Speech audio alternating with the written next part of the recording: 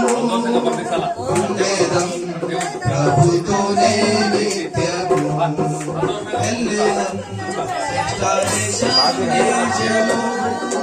ఉండేదం ప్రభుతోనే నిత్యము నిరంతరాజమది యుగంబులుండునది నిత్యముండెదరచట ఏర్పరచబడిన వారు నిరంతరాజమది యుగంబులుండునది నిత్యముండెదరచట ఏర్పరచబడిన వారు వెళ్ళేదం శ్రేష్ఠ దేశం నిజము ఉండేదం ప్రభుతోనే నిత్యము వెళ్ళేదం శ్రేష్ఠ దేశం నిజము ఉండేదం ప్రభుతోనే నిత్యము ప్రభుని చూచెదము ఆనందముందెదము ప్రభు సమానముగా మనముండెదమచట ప్రభుని చూచెదము ఆనందముందెదము ప్రభు సమానముగా మనముండెదమచట వెళ్ళేదం శేషాదేశం నిజము ఉండేదం ప్రభుతోనే నిత్యము వెళ్ళేదం శ్రేష్ఠాదేశం నిజము ఉండేదం ప్రభుతోనే నిత్యము పరలోక దేశము ఉత్తమం అమన దేశం అతి ఉత్తమం పరలోక దేశము ఉత్తమం అమన దేశం అతి ఉత్తమం వెళ్ళేదం శ్రేష్ఠ దేశం నిజము ఉండేదం ప్రభుతోనే నిత్యము వెళ్ళేదం శ్రేష్ఠ దేశం నిజము ఉండేదం ప్రభుతోనే నిత్యము.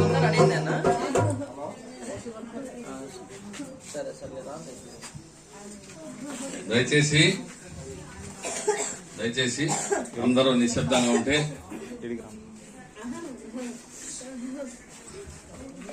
అందరూ నిశ్శబ్దంగా ఉండాలా, మాట్లాడొద్దండి, ఏడ్చొద్దండి. ఏడ్చి మనం తీసుకురాలేము. మనం కూడా ఆమెతో పాటు ఒక దినం వెళ్ళాలా. కాబట్టి ఏడ్చాల్సిన పని లేదు. సంతోషంగా మరి ఈ కార్యక్రమం జరిగించాలా. ఆమె ఈ భూమి మీద ఎన్నో శ్రమలు అనుభవించింది, ఎన్నో బాధలు అనుభవించింది. ఇప్పుడు నెమ్మదిగా ఉంది దేవుని దగ్గర. కాబట్టి మీరేమి దుఃఖపడద్దు, సంతోషంగా సాగనంపాలా. అది గుర్తుపెట్టుకోండి, ఏడవద్దండి. ఈ కుటుంబం గురించి కొన్ని మాటలు చెప్తాను. ఎందుకంటే నాకు దాదాపు 35 ఏళ్ళ అనుభవం ఈ కుటుంబంతో. 35 ఏళ్ళు.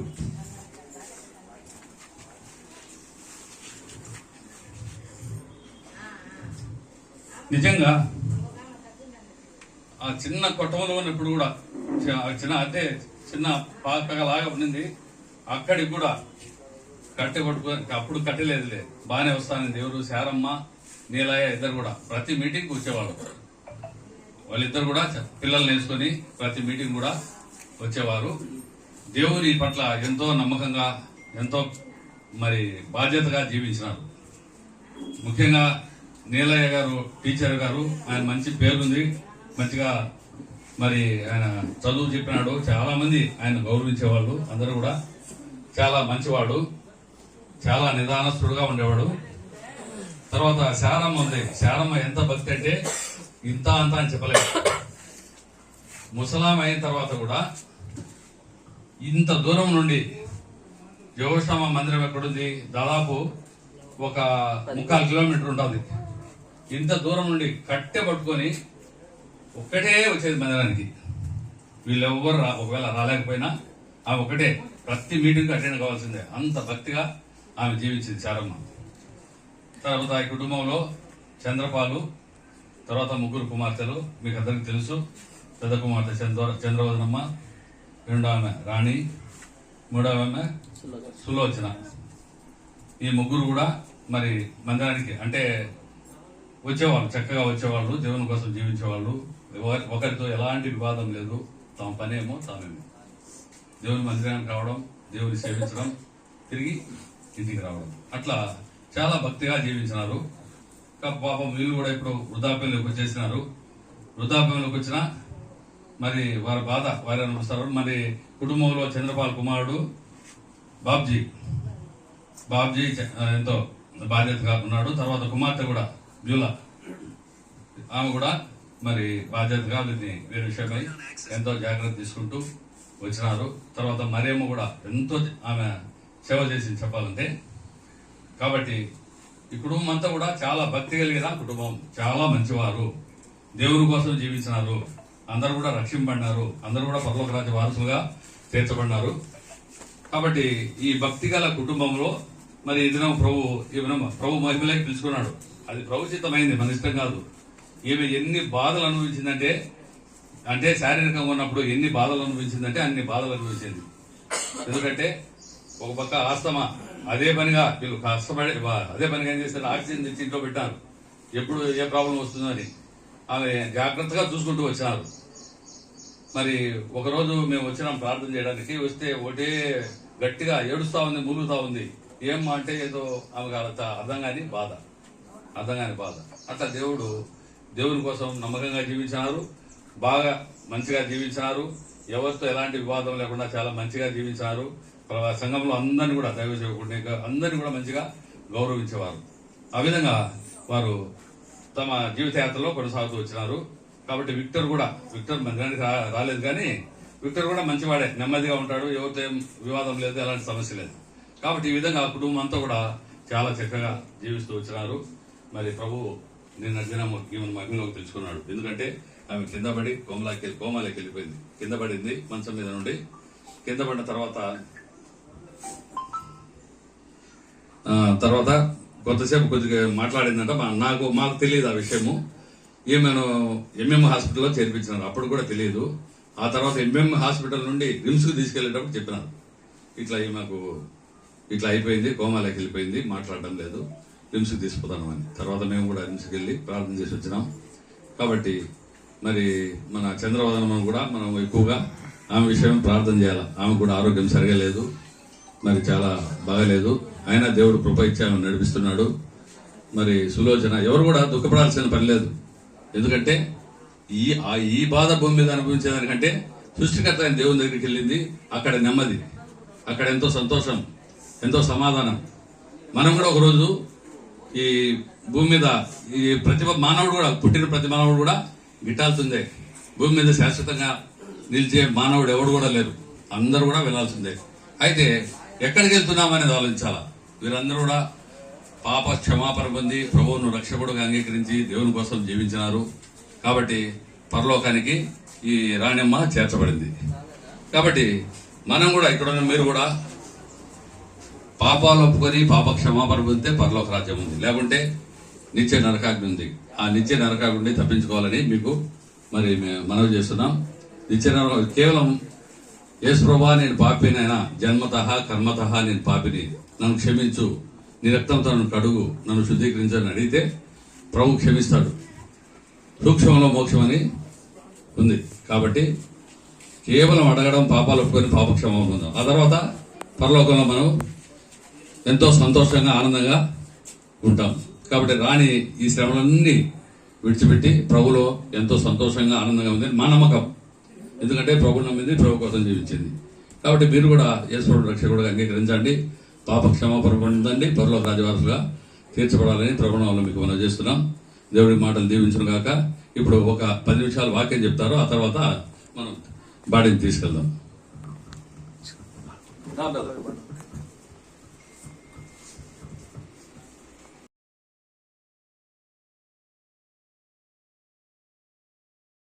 చిన్న ప్రార్థన చేసుకుందాం. ప్రేమ కలిగిన మా ప్రియమైన పరలోకపు తండ్రి యేసుక్రీస్తు ప్రభు వారి శ్రేష్టమైన పరిశుద్ధమైన నామమున మీ పరిశుద్ధమైన ఘనమైన పాదములకు ఎంతో స్తోత్రం చెల్లించుకుంటున్నాం. దైవత ఉంటున్నాం. గొప్ప తండ్రి, ఈ ఉదయకాల సమయంలో మీ బిడ్డల గృహం దగ్గర చేరి ప్రార్థించుకుంటూ మీరు మాకు అనుగ్రహించిన మంచి విలువైన సమయం కొరకే స్తోత్రములు. దయగల తండ్రి, రానమ్మ అంటే మీరు భూమి మీద జన్మింపజేసి నిన్నటి దినం వరకు మీరు కనికరించి మీ ఇష్టమైన కృపలో భద్రపరిచి కాపాడుతూ వచ్చినారు. స్తోత్రములు ప్రభా. మరి గత దినము మీ పిలుపునందుకొని మీ సన్నిధికి చేర్చబడి తండ్రి వందనం చెల్లిస్తుంటాం. భూమి మీద మీకు ఇచ్చిన గొప్ప రక్షణ మార్మసు పాప క్షమాపణ కొరకై స్తోత్రములు. ఆ విధంగా తండ్రి మీ సన్నిధిలో ప్రభావ మేము చేర్చుకున్నందుకు వందనం చెల్లిస్తుంటాం. పరలోకపు తండ్రి, రక్త సంబంధికులకు బంధువర్గమునకు జీవగల దేవుని సంఘం పరిశుద్ధులకు కావాల్సిన ఆదరణ తెచ్చి ఈ సమయం ముందు ప్రభా మీ దాసరాలు మృతదేహమును ఆధారం చేసుకుని కొన్ని మీ మాటలు మీరు ప్రకటించి మహిమను పొందు మిమ్మల్ని మీరు ప్రత్యక్షపరచుకుని దీనదాసుని కనికరించి ప్రభు నీ సిలువ చాటున మరుగుపరిచి నీ మాటలు అందించు. యేసుక్రీస్తు ప్రభు పరిశుద్ధమైన నామమున ప్రార్థిస్తున్నాం తండ్రి, ఆమేన్. దేవుని పరిశుద్ధ గ్రంథం బైబిల్ గ్రంథం నందు పరిశుద్ధమైన దేవుడు ఈ విధంగా మన కొరకై వ్రాయించారు. దయచేసి ఎవరైనా ఒకరు మాట చదవండి. యోబు గ్రంథం 5వ అధ్యాయము 26వ వచనం. యోబు గ్రంథము 5వ అధ్యాయము 26వ వచనంలో పరిశుద్ధ ఆత్మ దేవుడు ఈ విధంగా మన కొరకై వ్రాయించాడు. వాటి కాలమున ధాన్యపు పనులు ఇల్లు చేరినట్లు పూర్ణ వయస్సు గలవాడవై నీవు సమాధికి చేరుదువు. వాటి కాలమున ధాన్యపు పనులు ఇల్లు చేరినట్లు పూర్ణ వయస్సు గలవాడవై నీవు సమాధికి చేరుదువు. వల్ల మనకు తెలుసు, వ్యవసాయదారుడు భూమిలో పొలంలో విత్తనం వేస్తే కొంతకాలం తర్వాత అది ఫలించుతుంది, అభివృద్ధి చెంది మరి విస్తరిస్తుంది. ఆ తర్వాత సమయం వచ్చినప్పుడు ఆ ధాన్యము పంటను వ్యవసాయదారుడు మరి సమకూర్చుకుంటాడు. కనుక వాటి కాలమున ధాన్యపు పనులు ఇల్లు చేరుతాయి. కనుక మనం ఆ ఇంటిలో నుంచి ఆ ధాన్యం తీసుకుని వెళ్తారు, మరలా ఆ ధాన్యం ఇంటికి తీసుకుని వస్తారు. ఆ విధంగా భూమి మీదకి పరిశుద్ధమైన దేవుడు నిన్ను నన్ను మనల్ని పంపించినాడు. మరి భూమి మీద మనల్ని కొంతకాలము ఉంచుతాడు, మన సమయం అయిపోయిన తర్వాత పిలుచుకుంటాడు ఆయన. ఆ విధంగా ఈ వాటి కాలమున ధాన్యపు పనులు ఇల్లు చేరినట్లు పూర్ణ వయస్సు గలవాడవి నీవు సమాధికి చేరదు. పూర్ణ వయస్సు, వయో పరిమితి మనుషులకు దేవుడు నిర్ణయించుంటున్నాడు. అదే యోబు గ్రంథము 14వ అధ్యాయం 5వ వచనం రాయించున్నాడు. యోబు గ్రంథం 14వ అధ్యాయం 5వ వచనంలో నరుల ఆయుష్కాలము పరిమితి కలది, వారి నెలల సంఖ్య నీకు తెలిసే ఉన్నది, వారి నెలల సంఖ్య నీకు తెలిసే ఉన్నది. మించజాలని వయో పరిమాణమును వారికి నియమించినాడు ప్రభు. నీకు నాకు మనకు అందరికి కూడా మన యొక్క వయో పరిమాణాన్ని నియమించినటువంటి దేవుడు. కనుక భూమి మీద ఇంత కాలం అని ఆయుష్కాలం మనకు దేవుడు ఉంచుంటాడు, ఇంత సమయం అని ఉంచుంటాడు. అయితే కొంతమంది ఏం చేస్తున్నారంటే బుద్ధిహీనంగా తిరిగి వారి కాలమునకు ముందే వారు చనిపోతూ ఉంటారు. ప్రసంగి గ్రంథంలో ఆ మాట అంటాడు ప్రభు. చూడండి దయచేసి ప్రసంగి గ్రంథము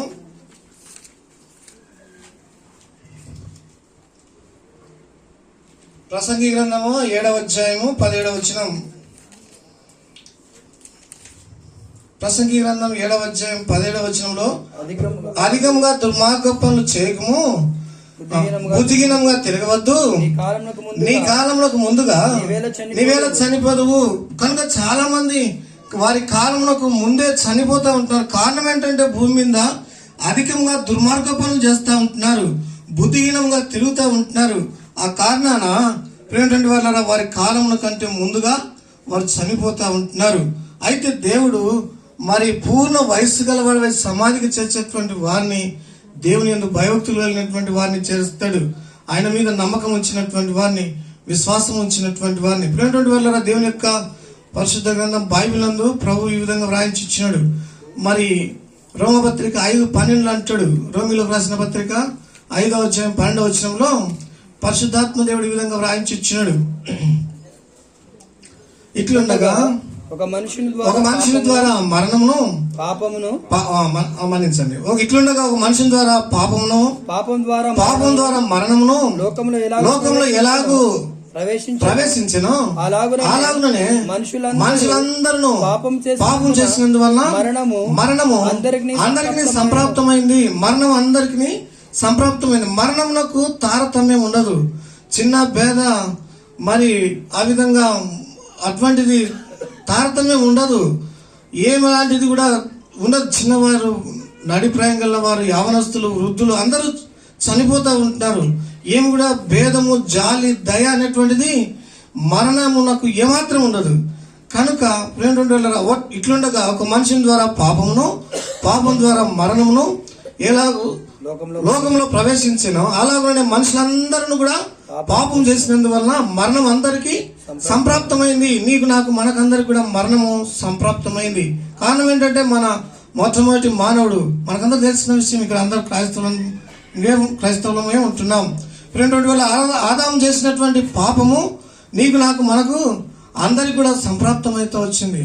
అందుకొరకే దేవుని యొక్క పరిశుద్ధ గ్రంథంలో పరిశుద్ధాత్మ దేవుడు రాయించాడు, పాపం వల్ల వచ్చే జీవితం మరణం. అయితే మన ప్రభు అయినటువంటి యేసు క్రీస్తునందు దేవుని కృపావరం మనకు నిత్య జీవమై ఉంటుంది. పాపంలో వచ్చే జీవితం మరణం, అనగా ప్రతిఫలం మరణం.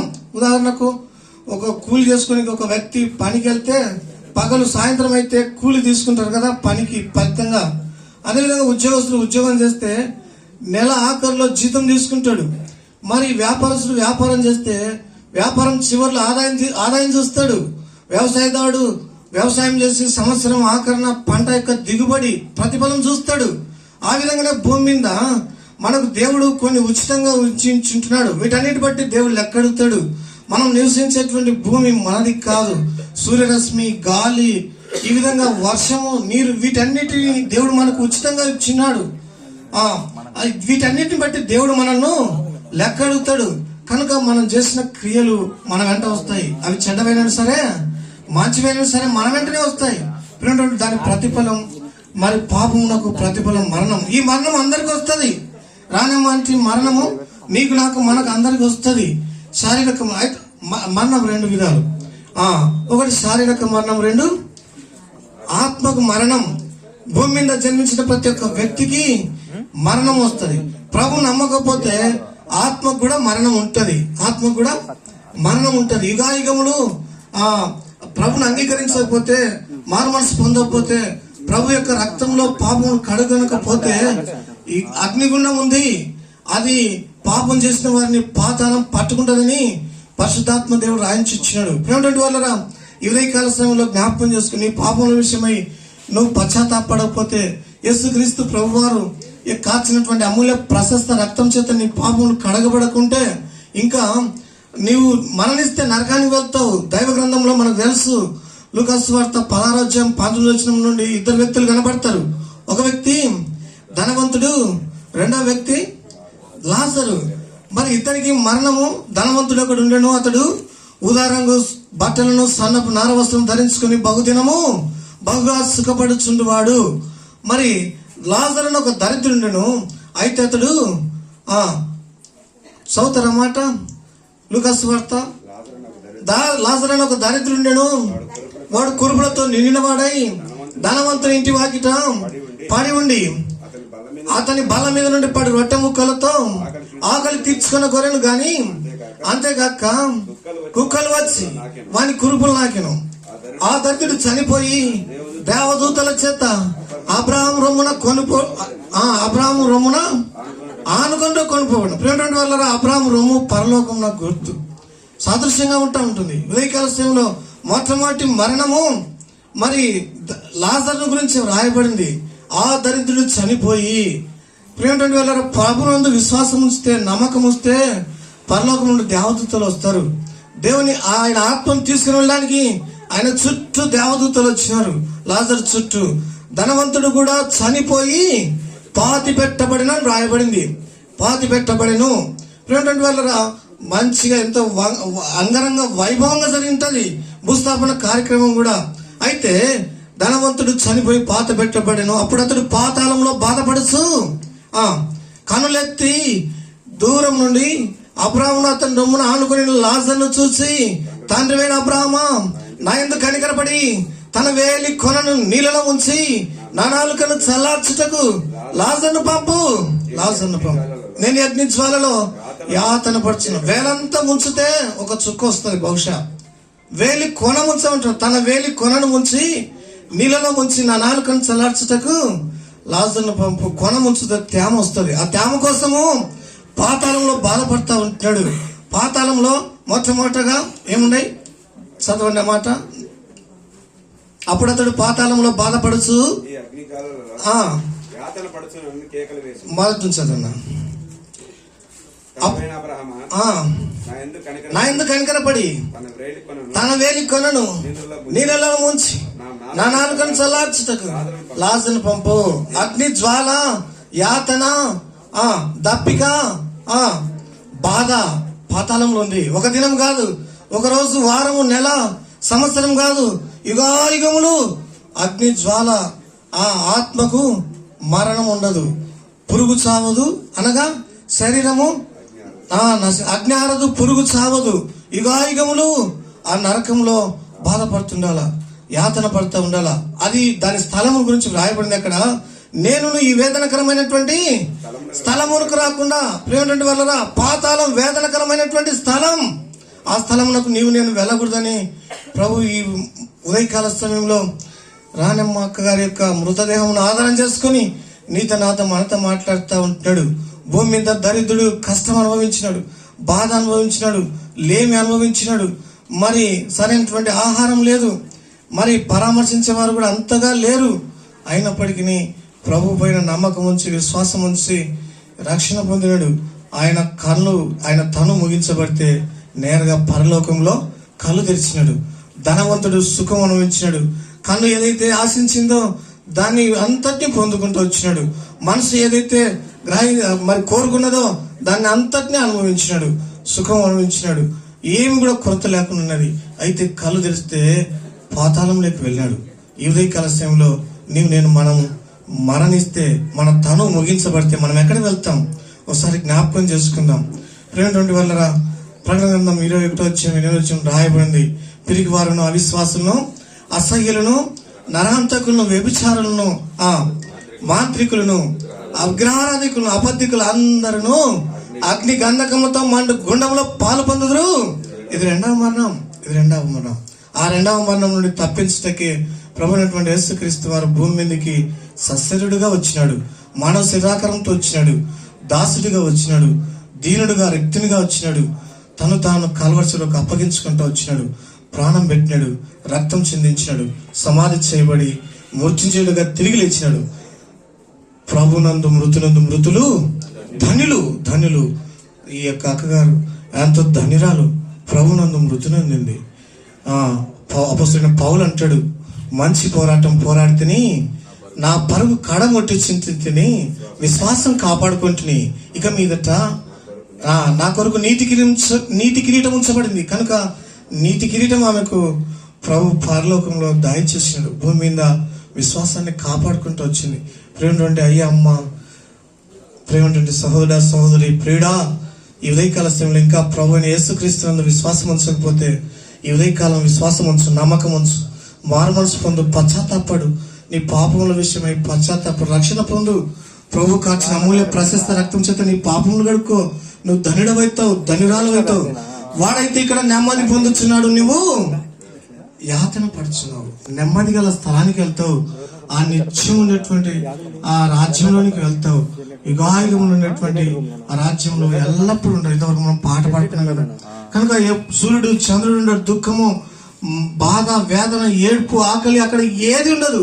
ప్రభువైనటువంటి యేసుక్రీస్తు వారు నిరంతరము ప్రకాశిస్తూ ఉంటాడు. ఆ స్థలంలో మనం వెళ్ళాలంటే భూమి మీద మనకు అవకాశం ఉండగానే, సమయం ఉండగానే సద్వినియోగం చేసుకుని ప్రభు రక్తం చేత మనం పాపములు గడుపుకుంటే ఆ నిత్య రాజ్యంలో, పరలోకంలో, యుగాయుగంలో ఉంటాం. దేవుడు ఆయన మాట దీవించును గాక. ప్రార్థన చేసుకుంటాం.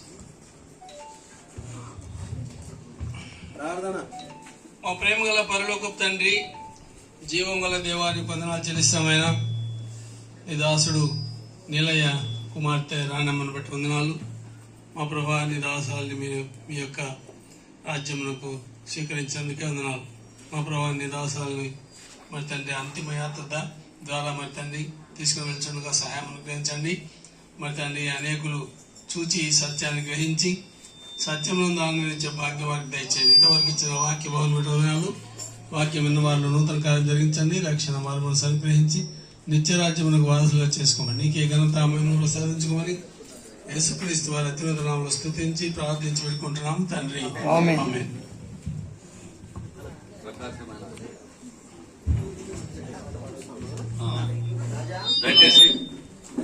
దయచేసి బాక్స్ అది మూసేయండి.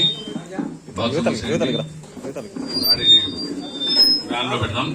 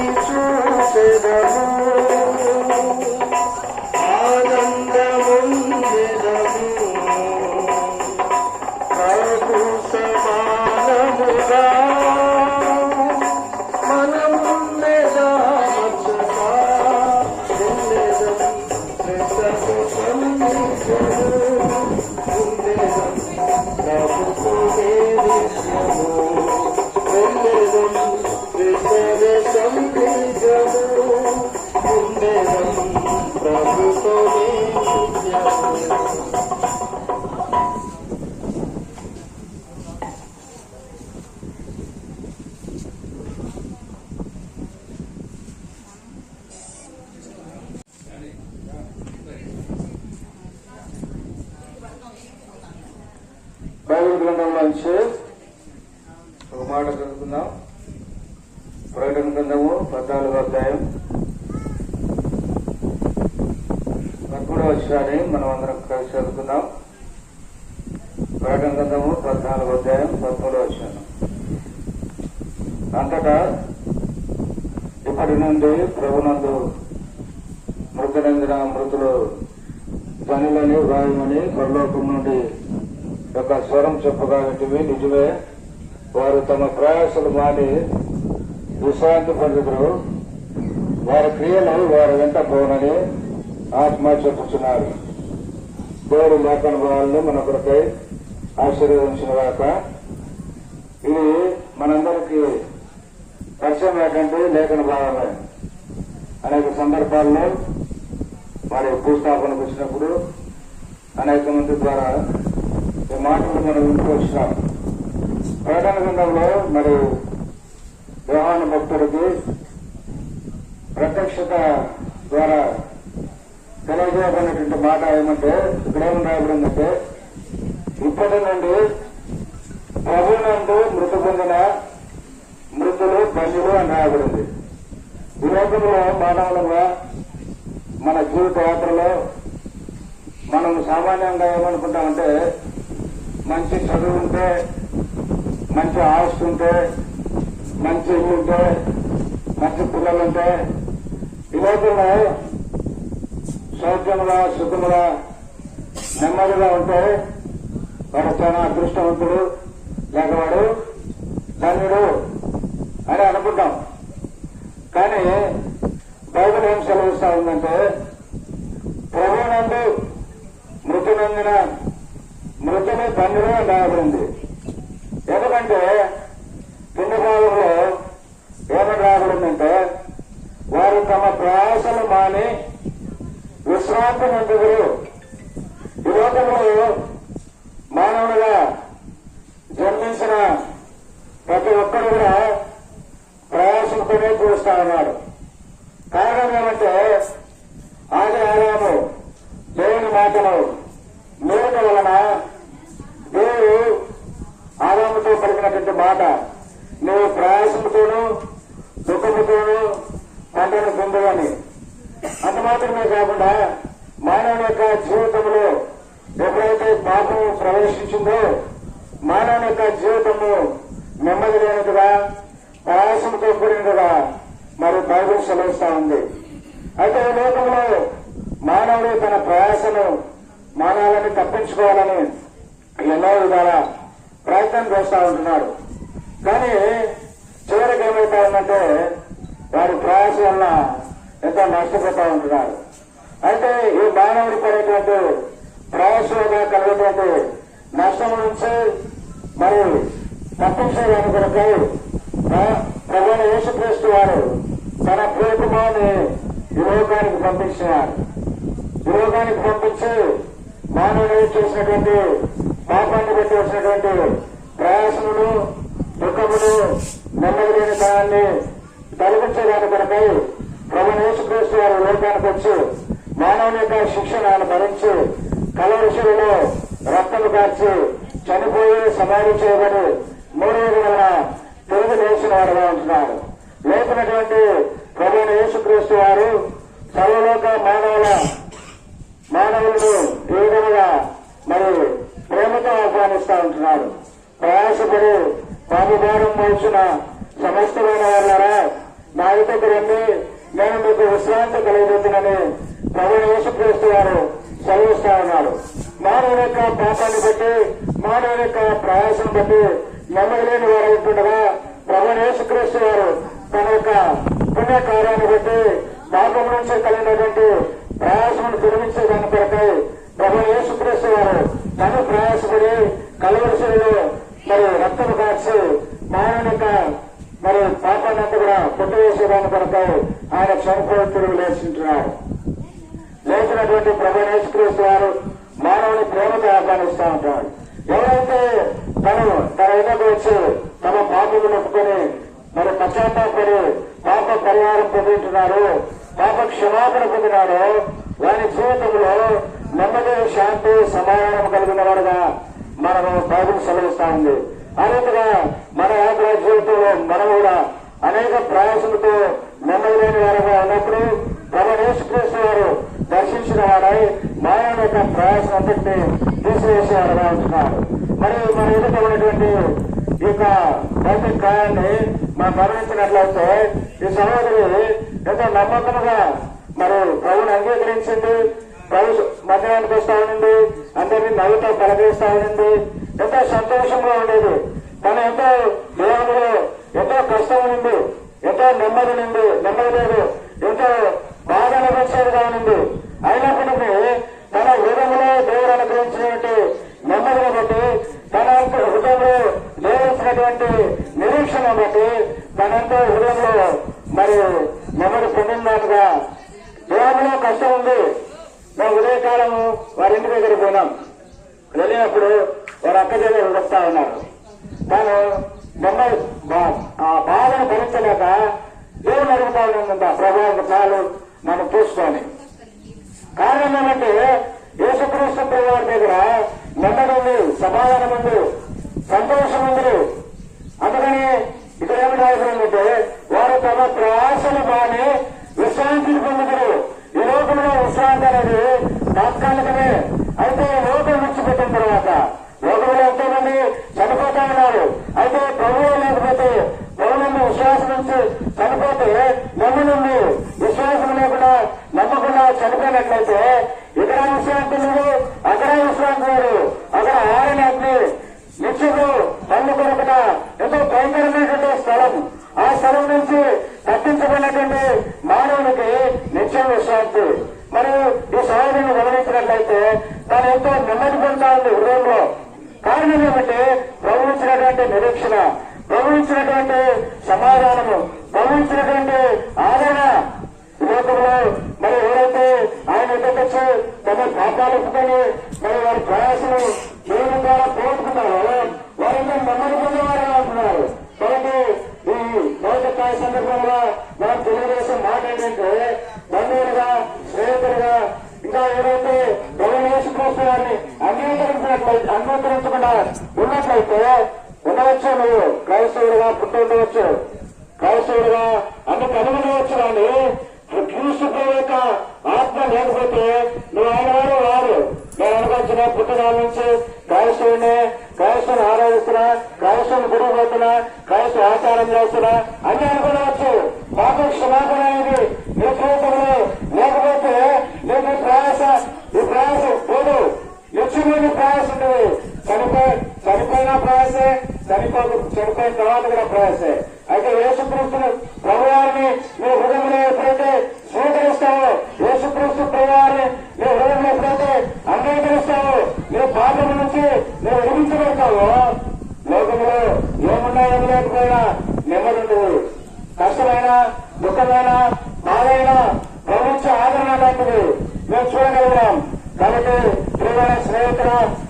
సోదరి సోదరులారా, ఇంకా ఎవరైనా యేసుక్రీస్తు ప్రేమాన్ని అంగీకరించకపోయినట్లయితే ఇదే సమయం ఈ ఆమె చుట్టూ మాట్లాడండి. ఆమె మరణం ద్వారా నేను నా హృదయంలో నెమ్మది పొందాల్సిన నేను ప్రభుత్వ పోతున్నా, నిత్య విశ్రాంతిలో ఉంటున్నా. ఆయన రక్షణ నీ హృదయంలో కలగాలన్నా, నీకు కావాలన్నా నీ హృదయంలో యేసుక్రీస్తు వారిని అంగీకరించాలా? అంగీకరించి ఆయన నువ్వు హృదయంలో స్వీకరించినట్లయితే నీవు కూడా చనిపోతే దేవునితో ఉన్నటువంటి నిరీక్షణ హృదయంలో ఉంటుంది. నీవు ధన్యుడుగా ధన్యవాదంగా కూర్చోబెట్టావు. మరి మీకు ప్రియమైనటువంటి వారులారా, ఈ వాటిని మరోసారి చదువుకుని మనం ముగించుకుందాం. అంతటా అప్పటి నుండి ప్రభువునందు మృతి పొందిన మృతులు ధన్యులు వ్రాయమని పరలోకం నుండి ఒక స్వరం చెప్పగా వీటిని నిజమైన సత్యం అంటే వారు తమ ప్రయాసలు కానీ విశ్రాంతి పొందులు వారు క్రియలు వారు ఇంటిపోతున్నాయి. ఆమె చనిపోయింది కాబట్టి ఇవ్వగల ఎలా జీవించింది, ఎలా పోయింది, ఎలా నడిచింది, తన హృదయం ఎలా సంతోషం పొందో మనం చెప్తా ఉంటున్నాం. కాబట్టి తెలుగునైనా మనం చనిపోయి సమయం ఎప్పుడు చనిపోతామో తెలియదు. దైవబంధం కూడా అదే తెలుస్తుంది. నిశ్చయము ఏ పాటని అంతలో కనబడి ఆవిరి వంటని లోకంలో ప్రతి దానికి కూడా గ్యారెంటీ ఉంది. మానవుని యొక్క జీవితానికి గ్యారెంటీ లేదు. ఎప్పుడు వేసుకుంటాడో ఎప్పుడు లోకం ఇచ్చిపోతాడో తెలియదు. కాబట్టి ఉన్నంతలోనే నువ్వు జీవించుండగానే ప్రభువును యేసుక్రీస్తుని అంగీకరించి తన సొంత రక్షకుడుగా విశ్వసించినట్లయితే పాప క్షమాపణ పొందుతావు. అంత మాత్రమే కాకుండా నువ్వు నెమ్మది విశ్రాంతి నిత్య విశ్రాంతిలో కూడా ప్రవేశించడానికి ప్రభువు సహాయం చేస్తాడు. దేవుడి మాటలు దీవించిన వాక.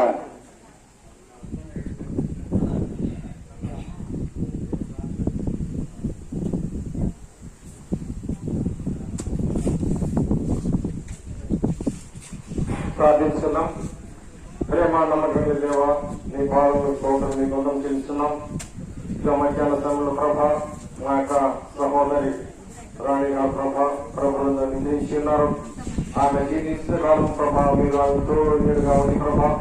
కానీ ఆమె నమ్మకమైన బిడ్డగా ఈ లోపల జీవించినందుకు నీ వంద స్తోత్రం చేస్తున్నాం. వాళ్ళ తల్లిదండ్రులు ప్రభా మాదిరిగా ఉందా ఈ లోపల జీవించండి.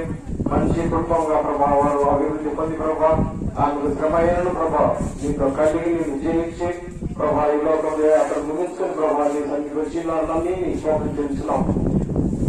ప్రతి ఒక్కరు ప్రభావ నీ సన్నిధిలో చేరాల్సిన వాళ్ళే నరులందరూ నా యొక్క ప్రణాళిక ప్రభు సరిచిన దేవా నరులందరూ అందరూ పోవాల్సిన మార్గమే ఆమె కూడా వెళ్ళిందని నమ్మి నీ స్తోత్రం చెల్లించుకుంటూ కుటుంబానికి ఆదరణ కలిగేస్తాను నమ్మి నీ స్తోత్రం చేస్తూ నీ వీసిన అక్క జిల్లాలను అన్నదమ్ములను చిన్నాలను పెద్దలను అందరికీ ప్రభావ బంధాలు పెట్టి వారి కుటుంబాలను మీరు ఆశ్రయించమని ఈ యొక్క భూస్థాపన కార్యక్రమం జీవితంగా చేయమని ప్రభావ నీ దాస్తుల మంచి వాటిని అందించడం మీకు వందలు ప్రోత్సహించుకుంటూ ఈ యొక్క భూస్థాపన కార్యక్రమం మీరే కార్యాలయం నడిపించమని ఏ సయ్యపోయినా బట్టి అతితో దీనంతో బతిమాలు నడిపిస్తున్నాం తండ్రి.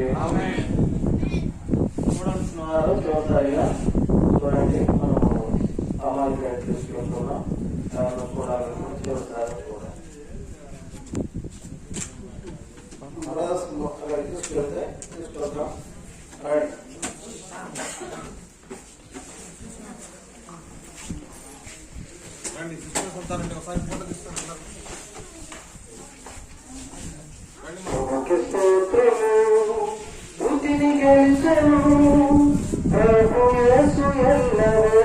విజయమిచ్చును ఘన విజయమిచ్చును ప్రభు యేసు ఎల్లవేళ విజయమిచ్చును ఘన విజయమిచ్చును సమాధి విజయమేరు మరణ బాబు వెంకటేను మరణించ సత్యవాక్యము సమాధి విజయమేరు మరణ బాబు వెంకటేను మరణించ సత్యవాక్యము జయ ప్రభు జయ ప్రభు జయ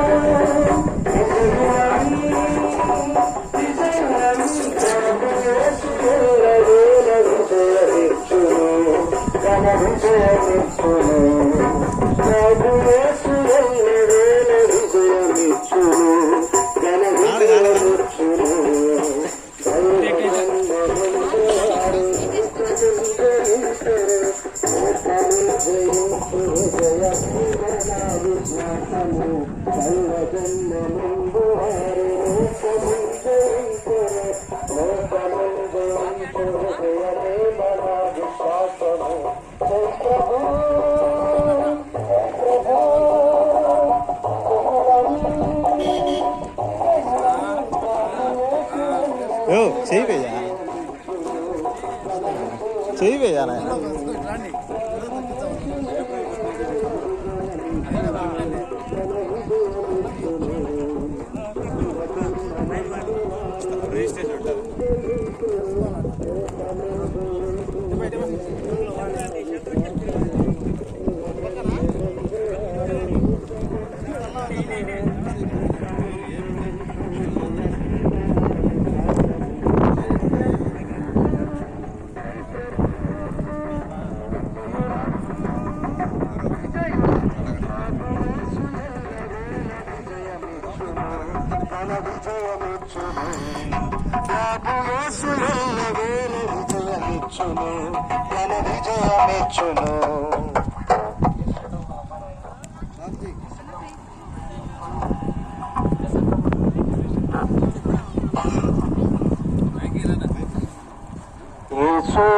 పిలుచుచున్నాడు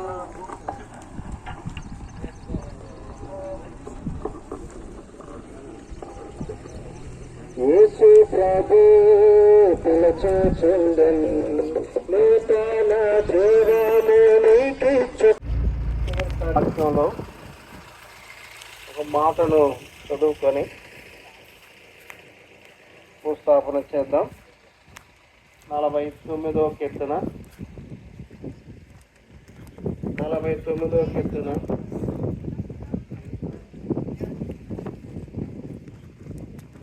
8వ వచనాన్ని చదువుతాను, వినండి. 49వ కీర్తన మొదటి 2 వచనాలు, 8వ వచనం చదువుతున్నాను, వినండి. సర్వజనులారా ఆలకించుడి, సామాన్యులేమి సామంతులేమి, ధనికులేమి దరిద్రులేమి, లోక నివాసులారా మీరందరూ ఏకముగా కూడి చెవియొగ్గుడి. 8వ వచనం. వాడు కొల్లు చూడక నిత్యము బ్రతుకున్నట్లు వాని నిమిత్తం దేవుని సన్నిధిని ప్రాయశ్చిత్తము చేయగలవాడు ఎవడునూ లేడు. వాని ప్రాణ విమోచన ధనము బహు గొప్పది, అది ఎన్నటికి తీరక అట్లుండవలసినదే. మా ప్రియమైన మరి సహోదరులారా, ఈ సమయంలో ఈ మాటలు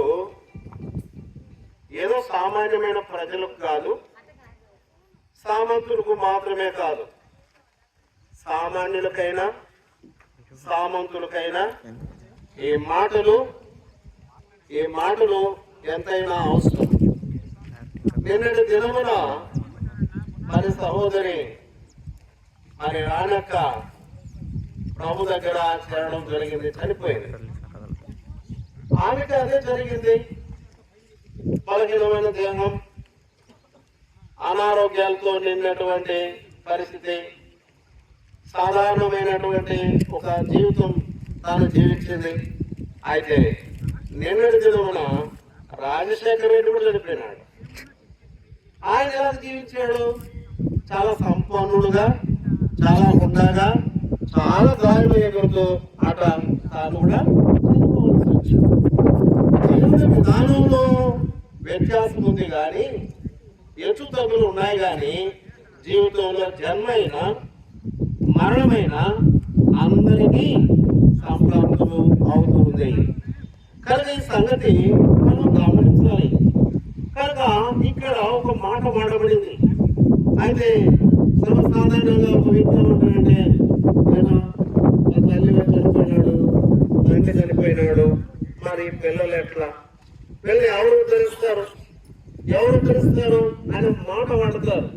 వాడేమంటాడు, నన్ను ఎవడో ఉద్ధరించబడలేదుకో అంటాడు. అంటే అర్థం ఏంది? నా కొరకైనటువంటి జీవనం కొరకైనటువంటి సామర్థ్యాన్ని సౌకర్యాలను కలగజేసుకున్నా. అదే తన ధీమా. విస్తారంగా పండిందంట, కోట్లంతా పెద్దగా విప్పదీసి కట్టుకున్నాడంట, దాన్ని అంతా సమకూర్చుకున్నాడంట. ఆయన అన్నాడు, నన్ను ఎవడు ఉద్ధరించబడలేదు, ఉద్ధరించాల్సిన అవసరం లేదు, నాకు సమృద్ధి ఉంది కనుక నా ప్రాణమా నీవు తిను, రాగు, సుఖించు, అనేక దినముల కొరకైన ఆస్తిని నీ కొరకు నేను కూర్చుకొని ఉన్నాను అని తన ప్రాణంతో తానే చెప్పుకున్నాడు.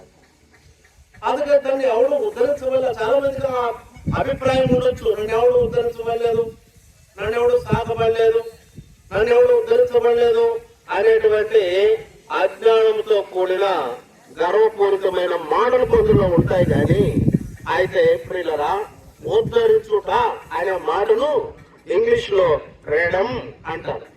ఫ్రీడమ్ అంటే అది ఉద్ధరించడాన్ని ఏమిటంటే ఫ్రీడమ్ అంటే ఐగుప్తు దేశంలో వారు ఇటుకలు కాలుస్తూ, అడుసు దొక్కుతూ, మట్టి పిసుకుతూ వారు కఠిన దాశత్వంలో ఉన్నారు, వారు చాలా శ్రమలో ఉన్నారు. వారిని ఉద్ధరించే నాదుడు లేడు, వారిని ఉద్ధరించే నాడు లేడు. అందుకనే ఐగుప్తు దేశముల నుండి వారిని విమోచించిన తర్వాత ఆ మాట వాడబడింది, రెడెంప్షన్ అనే మాట వాడబడింది. ఉద్ధరించేవాడే, అదే విమోచనం. విమోచనం అంటే ఒక వ్యక్తి విడవబడినప్పుడు, వాడు దిక్కులేని వాడుగా చేయబడినప్పుడు, వాడు ఉద్ధరించేవాడు లేకపోతే వాళ్ళ అంతగతుకు వాడి స్థితి దయనీయంగా చేయబడి వాడు అలాగనే అంతరించిపోవాలి. అది ఎప్పుడైతే అంతరించిపోయే స్థితిలో దయనీయంగా ఉన్నవాడు ఉద్ధరించు వాడి ద్వారా ఆ స్థితిలోకి ధైర్యంగా దిగజారకుండా తాను పైకి వచ్చి బ్రతకడమే ఉద్ధరించు ద్వారా కలిగే మేలు. కానీ ప్రియుల బైబిల్ చెప్తుంది, ఎంత ధనికుడైనా ఎంత సామాన్యుడైనా ఒక స్థితి ఒకటి ఉంది మానవుడికి, ఏంటది? కుళ్ళిపోవాలి. తర్వాత ఇంకా ఎల్లకాలం దేవుని దగ్గర జీవించే అవకాశం లేదు. అందుకే రాశాడు ఇక్కడ, వాడు కుళ్ళు చూడక నిత్యము బ్రతుకున్నట్లు వారి నిమిత్తము దేవుని సన్నిధిని ప్రాయశ్చిత్తము చేయగలవాడు ఎవడునూ లేడు. వారి కారణమేంటి? వారి ప్రాణ విమోచన ధనం బహు గొప్పది. కనుక ఇప్పుడు ఎవడైనా నా 1 లక్ష రూపాయలు అప్పించాడు అనుకో, పరిగెత్తుకొచ్చి నా 1 లక్ష రూపాయలు ఎత్తురంటే, 1 లక్ష రూపాయలు లేవు కానీ ఇదిగో నా కారు తీసుకోమంటే అట్లా కారు తీసుకెళ్తాను. నా అప్పుకు 1 లక్ష రూపాయలకు బదులుగా నేను కారు ఇస్తున్నా. అయితే నా ప్రాణములకు బదులుగా ఒకడు తన ప్రాణములకు బదులుగా ఏమి ఇవ్వగలడు? ఎందుకు నా ప్రాణం ఇవ్వాల్సి ఉంది? పాపానికి జీతం మరణం. కనుక నీవు నేను కూడా మనందరూ పాపాన్ని బట్టి మనము నశించిపోవాలి, కుళ్ళిపోవాలి.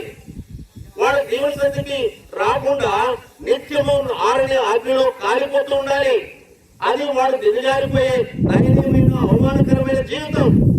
అందుకని నా ప్రాణం ఒకడు సర్వలోకమును సంపాదించుకొని వారి ప్రాణమును పోగొట్టుకుంటే వాడికి ఏమి లాభం? ఎవరు సంపాదించుకున్నారు సర్వలోకం? ఎందుకు సంపాదించుకోలేదు? సర్వలోకాన్ని సంపాదించుకునే పద్ధతి ఒకటి ఉంది. ఏంటా పద్ధతి? నాకు సాగిలపడము, ఈ లోక రాజ్యాలన్నీ కూడా నీకు చేస్తా. ఇది ప్రతి వాడు లోకంలో ఉన్న శరీరాశ, నేత్రాశ, జీవపడంబం ఇవన్నీ లోకములో ఉన్నవి. వాటిని సంపాదించుకోవడానికి ప్రభుని యేసుక్రీస్తు వారిని పోగొట్టుకుంటున్నారు. ఈ లోకంలో శరీరాశలో, నేత్రాశలో, జీవపడంబంలో ఉన్నాడంటే మనం సర్వలోకం అంటే ఈ ప్రాణులు అనుకుంటాం, ఈ భూమి అనుకుంటున్నాం. కాదు, అలా సంపాదించుకున్నా పోవాల్సిందే. లేకపోయినా ఒకడు ఈ పాపంలో జీవిస్తున్నాడు, ఈ లోకంలో ఉండే పాపం. కానీ సర్వలోకానికి ఎలా సంపాదించుకుంటున్నాడు అంటే సాతానికి సాగిలి పడిన దాన్ని బట్టి ఈ లోకంలో ఉన్న అల్పకాల పాప భోగాన్ని అనుభవిస్తున్నాడు.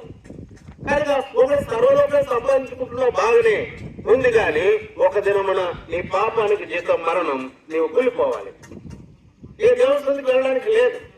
ఆయన దేవుడు వాక్యం చెప్తుంది, నీ ప్రాణానికి బదులుగా నీవేమీ ఇవ్వగలవు?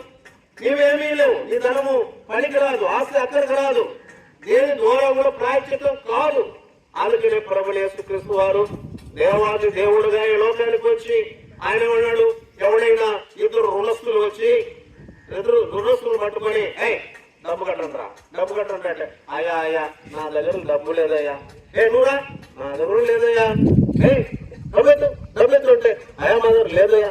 అట్లయితే మీ ఇద్దరిని నేను క్షమించి వేస్తున్నాను, వెళ్ళండి. ఇలాగునని ఈ విధానము చేతని మనము విమోచించబడగలం.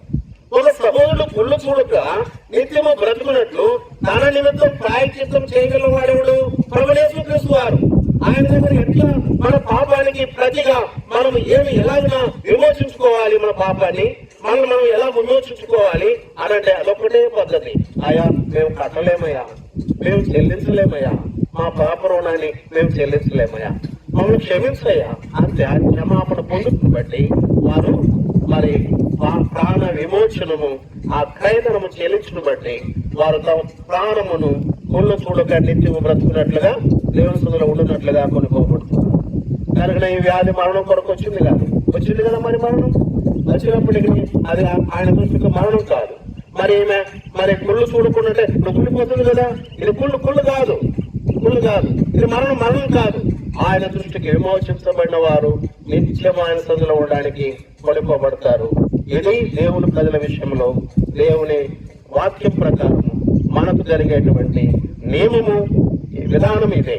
కనుకనే పిల్లరా, ఎవరైనా ఇంకా నన్ను ఎవడు ఉద్ధరించబడలేదని మొండి వైఖరి కలిగి ఉంటే ఏదైనా విడనాడి ప్రభు నేను ఎంత ఉన్నా నేను ఉండిపోవాల్సింది, కాలిపోవాల్సింది, నీకు రాజ్యంలో చేరలేము, నీ ముఖం చూసి నీతో పాటు నిత్యం ఉండాలంటే ప్రభా నీ క్షమాపణ తప్పక అవసరం.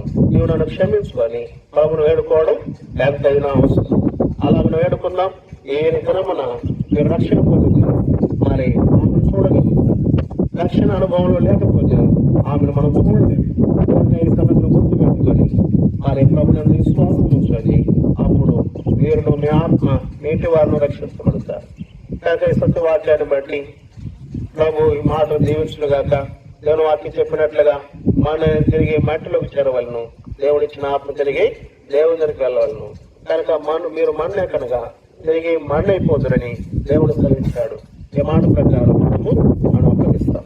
ప్రార్థన చేసుకుందాం.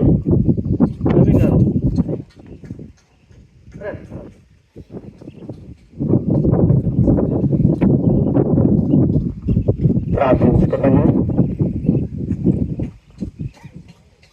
పరిశుద్ధుడైన మా దేవ, గొప్ప తండ్రి,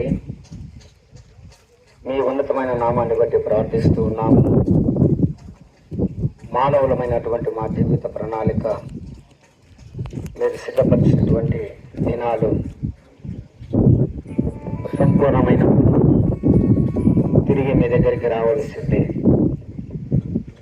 ప్రభువా, ఇంతవరకు దైవజనుల ద్వారా అనేక సత్యాలను మర్మాలను బయలుపరిచి మనిషి రక్షణలో ఎలా కొనసాగాలి, పరలోకం ఎలా చేరాలి అనే సత్యాన్ని బయలుపరిచిన విధానం బట్టి మీకు కృతజ్ఞతలు ప్రభువా. వాక్యమును కార్యము జరిగించండి. రక్షణ పొందవలసినటువంటి దయచేసి చివరిసారిగా ఎవరు చూడవలసిన వారు క్లోజ్ చేసి లోపల పెట్టేస్తాము. కంప్లీట్గా వైడ్ యాంగిల్ తీసి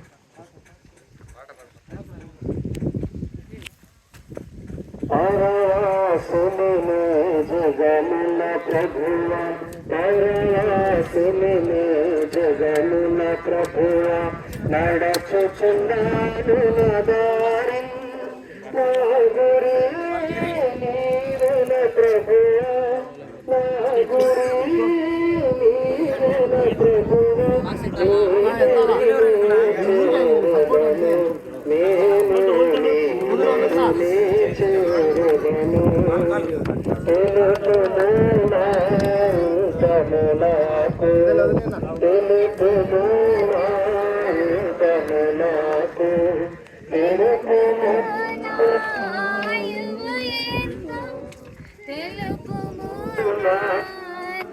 बोलो प्रभु यीशु मसीह के हालेलुया। माइक पंजे लगे, माइक क्यों नहीं?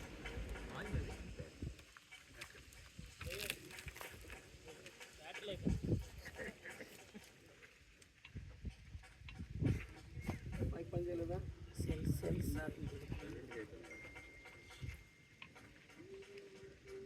లేవా బ్యాటరీ? సరే ప్రార్థన చేసుకుందాం.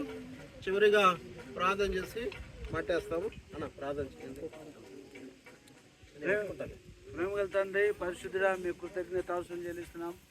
మీ నామను బట్టి, మీ కృపను బట్టి వందనములు. మీ నామను ఈ లోకంలో మేము జీవించుటకు, వ్యవహరించుటకు, మీ నామను ఇన్ఛార్జీలుగా మమ్మల్ని నుంచి నడిపించిన మీ పేరు కొరకు వందనములు. అదేవిధంగా ప్రభా, మీ దాసుని నీలయ్యను శారమ్మని లోకంలో పంపి వారి ద్వారా వారి గర్భవాసాన్ని ఇచ్చిన సంతానమును బట్టి స్తుతిస్తుంటున్నాము. మీ దాసుడు చంద్రపాలన, మీ దాసురాలు మరేక్క వారిని ప్రేమించి ఇచ్చిన పిల్లల కొరకు వందనములు. పీల కొరకు, బాబ్జీ కొరకు వందనములు. అదేవిధంగా తండ్రి మీ దాసురాలు చంద్రవదనమ్మ, ఆమె భర్త కొరకు వందనములు. రానమ్మ కొరకు, మరి సులోచనమ్మ కొరకు వందనములు. ఈ విధంగా తండ్రి రానమ్మని మీరు జ్ఞాపకం చేసుకున్నారు. ప్రభా, శరీరంలో ఎంతో అనారోగ్యం ఉన్న, బలహీనతలు ఉన్న, పరిశుద్ధంగా తన జీవితాన్ని కన్యకగా కాపాడుకొని ప్రభా మీ కొరకు జీవించడానికి కృప ఇచ్చిన అన్ని పరిస్థితులలో చాలీలు దేవుడు తీరుస్తూ నెరవేరుస్తూ ఆమెను పరిశుద్ధపరుస్తూ మీ సన్నిధిలో తీసుకున్నారు. అందుకొరకై శుద్ధిస్తున్నాం. కుటుంబాన్ని అంతా కూడా ఆదరించము. మరి ప్రతి ఒక్కరు కూడా ఒక దినం మరణించాలనే ప్రభా మరి ఉంది. మరి మరణం కొరకై ప్రభా సిద్ధపడటం సాయం చేయండి. కుటుంబాన్ని అంతా కూడా ఆదరించు. మా రక్షకుడైన యేసుక్రీస్తు నామంలో అడిగి వేడుకుంటున్నాం తండ్రి.